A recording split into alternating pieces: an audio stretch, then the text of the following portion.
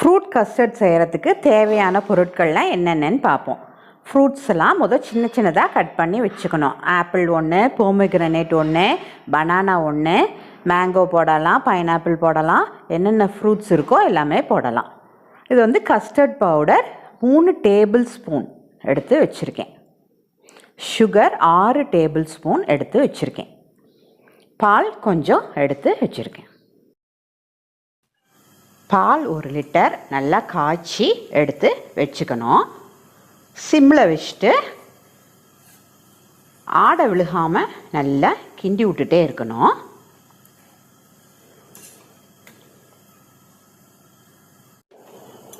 Time பீயிங்கில் custard powder எடுத்து வச்சுருக்கோம்ல, அதில் கொஞ்சம் பாலை ஆட் பண்ணி கட்டி விழுகாமல் நல்லா கலந்து விட்டுக்கணும்.